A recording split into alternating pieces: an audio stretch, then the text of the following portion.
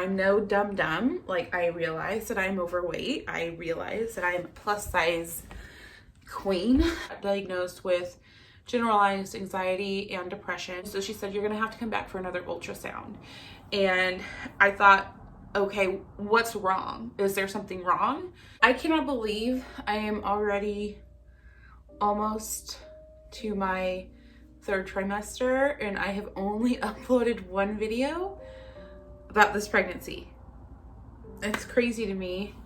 I don't know where the time has gone. It has flown by, but I'm way overdue for a pregnancy update.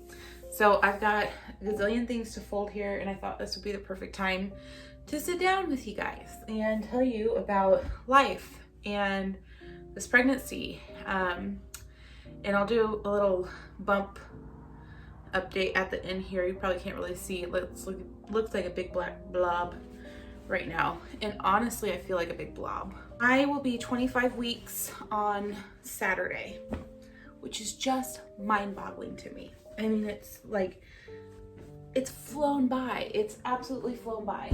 I don't know how. I like to open my eyes and be like, oh, the baby's gonna be here in 3 months. Like, part of the reason I didn't film a whole lot during my 1st trimester is because I felt like crap on a stick. There's no glorious way to put that. I did not feel good at like the whole time. It was terrible. It was absolutely terrible. I was nauseous. There was very little that I could eat. I just constantly felt so sick. Everything I ate, and I tried the lollipops, chewing on the ginger thingamabobbers, and then I finally did the Unisom with taking vitamin B at night to try and be able to sleep.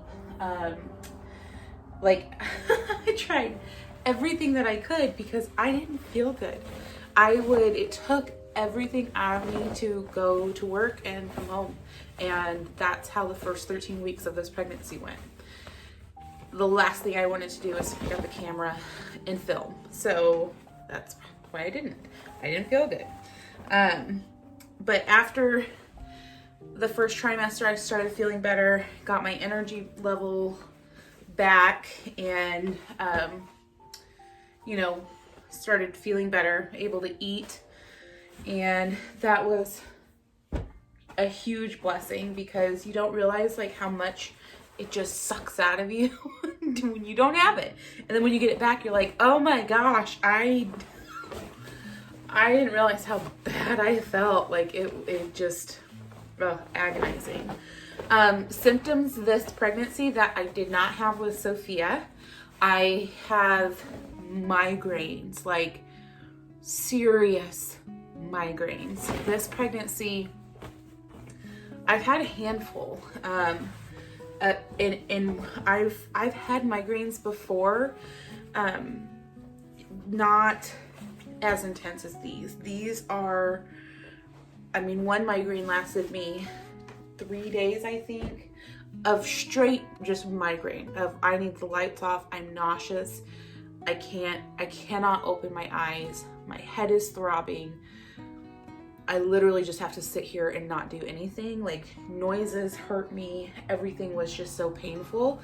And then on top of that, like a minor headache at the beginning and a minor headache at the end. Like it was brutal. I did not have that with Sophia at all. I'd get a headache here and there, but this pregnancy I've had several terrible migraines. And I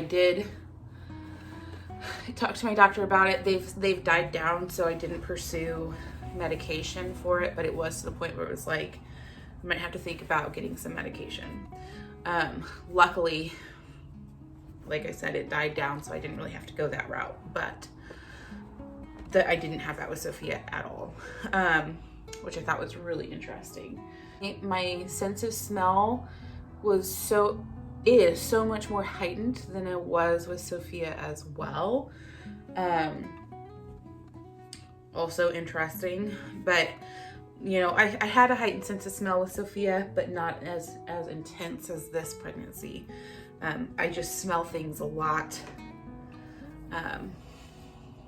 more intense than I did with her. Cravings are different than they were with Sophia. With Sophia, I didn't realize I had cravings until after the pregnancy, and I was talking to Sean, and he really made it clear that I craved chocolate shakes and ice cream. With Sophia, I really didn't realize it until after, and I was like, oh, I guess I did drink chocolate shakes a lot more than I normally do, which is like rare. Like, I don't really do chocolate shakes a whole lot, but I didn't realize it. With this pregnancy, I've been craving salads. Like, I cannot, and not just any salad, a specific salad. It has to be like the 50-50 blend. You know, not like iceberg lettuce. Like, I really don't love iceberg lettuce, but it has to be like that. Like spinach and leafy green type blend with a vinaigrette, like a strawberry or raspberry vinaigrette with, you know, like apples or strawberries, pecans, and like a type of crumbled cheese. That's what I'm craving. I could eat it every day if allowed. And I'm okay with that craving because it's a healthy craving. So I don't know. That's like the big craving that I have. Things that are the same, my carpal tunnel. So with Sophia's pregnancy, I had a really bad carpal tunnel. It started about halfway through the second trimester and lasted until after I gave birth to her. And the same as with this. I wonder, you know, they thought it was carpal tunnel, so that's just what I've been going with, is that it's carpal tunnel, but it almost feels like, excuse you, can I help you? What? I am folding laundry. You're interrupting me. With, I thought it was carpal tunnel, but I almost feel like it might be like a pinched nerve or something, because it hurts. Here, you gotta get down.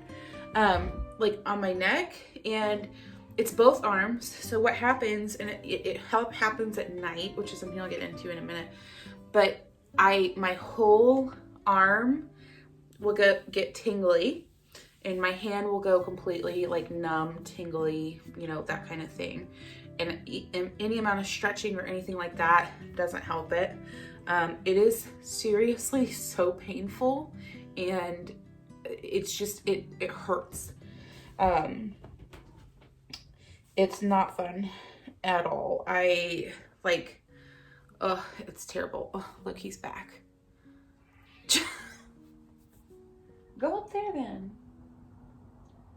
You are interrupting, sir. You're interrupting. And I have to literally like sit up. If I'm sleeping, I have to sit up and stretch my head this way, so like over to my right, and then stretch my arm out and like go like this, and then the feeling immediately comes back. So if you're a chiropractor or a doctor, and you can tell me, is that carpal tunnel or is that a pinched nerve? That would be great. My OB thinks it's carpal tunnel, which is like what they said with Sophia's pregnancy. So I wouldn't be surprised if it's, you know, carpal tunnel, but it just feels like, because I can reposition my neck, that it's not carpal tunnel, that it's like a pinched nerve. Like insomnia is back. With Sophia, I like had such a hard time sleeping. Part of it is because I can't get comfortable with this carpal tunnel. It just is really uncomfortable, and the minute I lay down a certain way, within a few minutes, I am numb and have to move. So I don't know if that's part of it, but I just wake up in the middle of the night and I'm like, I cannot sleep. I'm not comfortable. I don't want to sleep. I don't know. Maybe it's my body preparing me for the sleepless nights that we will have when the baby is here. But, you know, that's back. I get it now, the second child syndrome, because I'm not like taking exact notes like I did with Sophia. I'm just like going through the motions. So I don't have like super detailed notes on everything, but those are the main things that are similar and different between these two pregnancies. Weight gain, I've gained a lot less with this pregnancy than I did with Sophia. I have,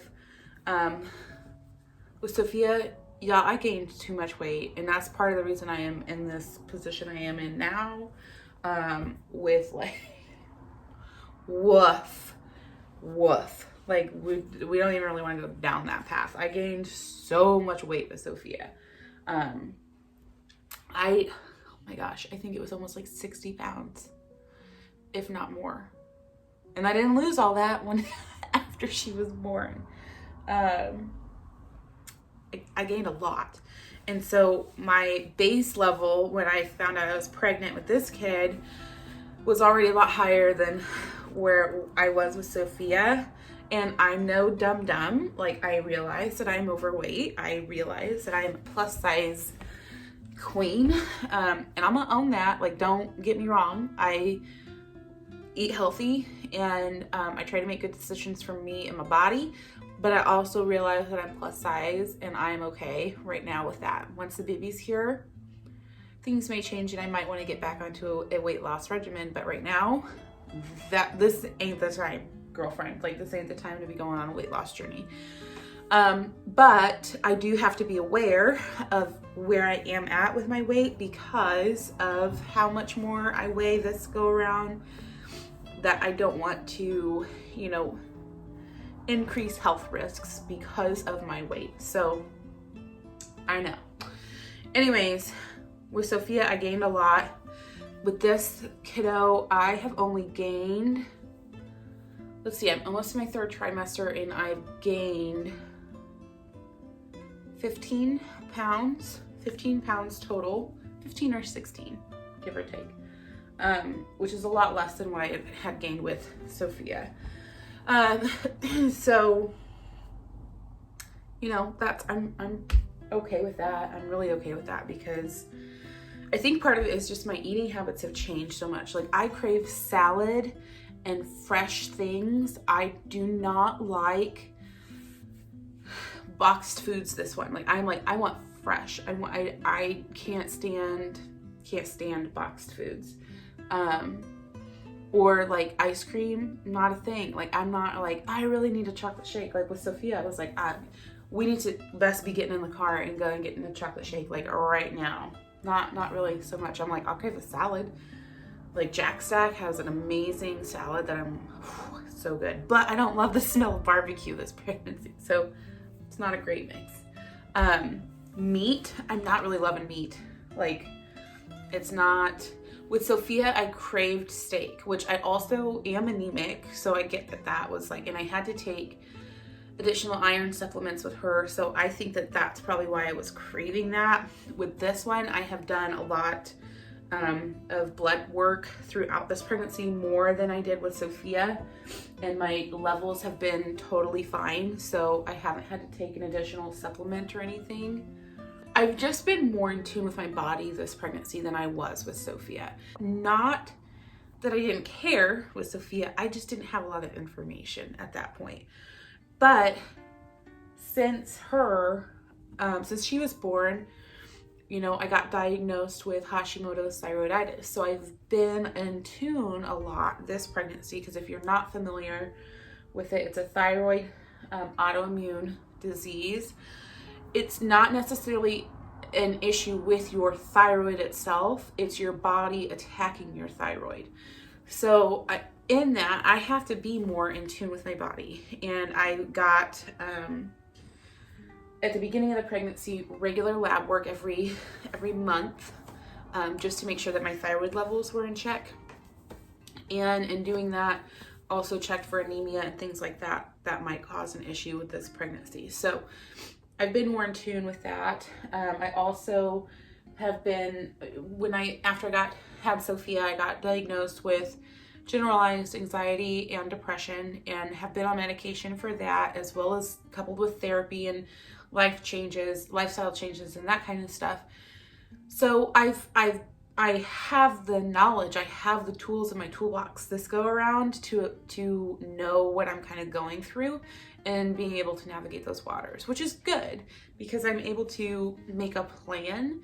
I've already, Sean and I have already decided once this baby is here, what my plan is to combat, if I get postpartum depression and postpartum anxiety, which I got with Sophia, what the plan needs to be on how to combat that.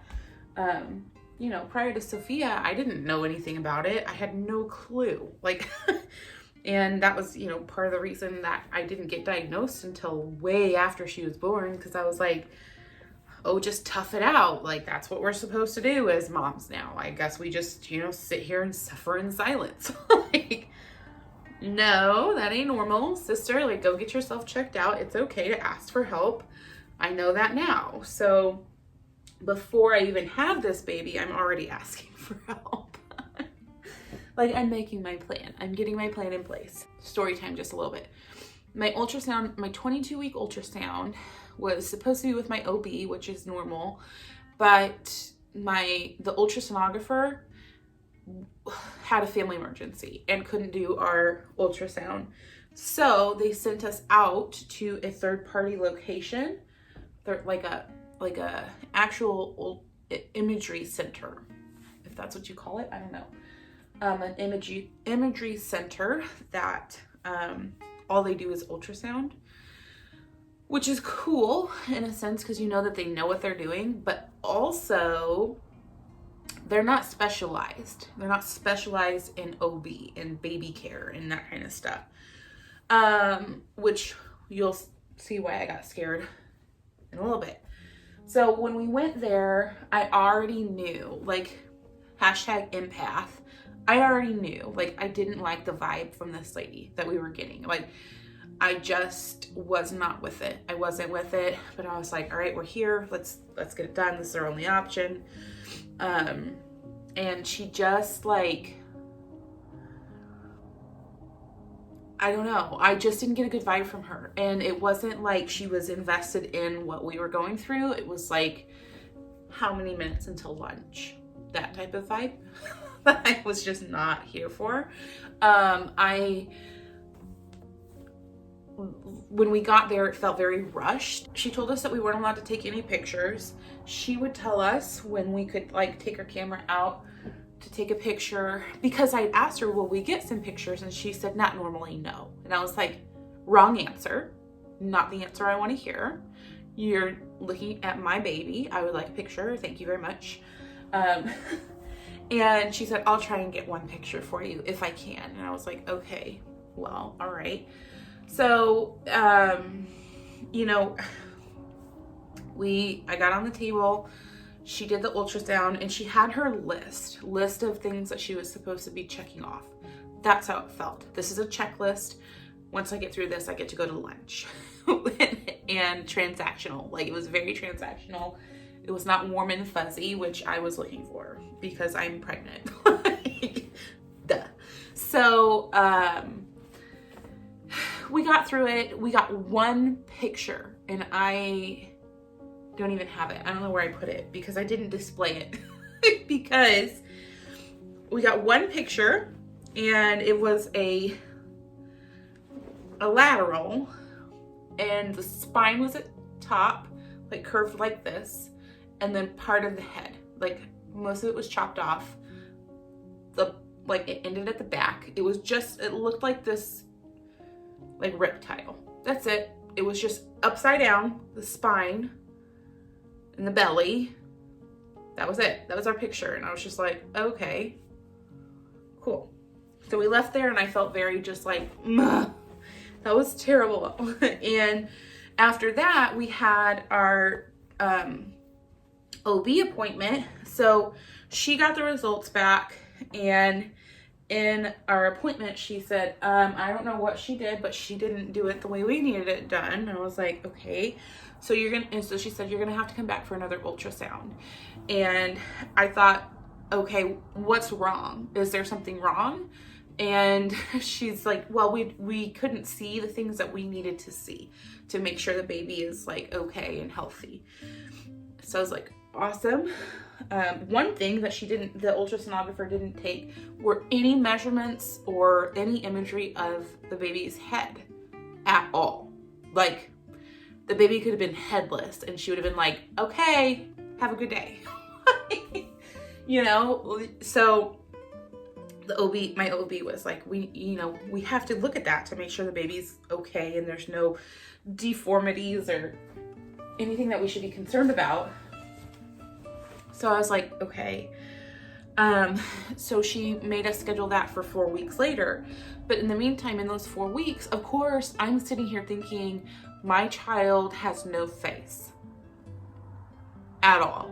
Like, there could be no eyeballs or no nose or no mouth, or baby could have a cleft palate, or baby could have the brain on the outside of the baby, on the outside of the head. Like, I don't know, because she said that could be, but that's something that they need to look at. Now I'm panicked. Fast forward 4 weeks, we go for our ultrasound. Everything's perfect. Baby is totally fine. I panicked for no reason because that's what I do. And I'll insert a picture. Baby's perfect, perfectly healthy, perfect measurements, has a face, everything's great. So now here we are. We're at our almost 25 weeks. I go back in 2 more weeks for my second glucose test. I failed my first fast glucose test, the 1 hour. So I had to go back in and do the 3 hour, which was brutal, but I did it and passed that one with flying colors. So now I have the second one to check up in 2 weeks. And then I'll go back in, I think, for between now and the time that baby is here. I think I'll have one more ultrasound, 1 or 2, I'm not really sure, ultrasounds.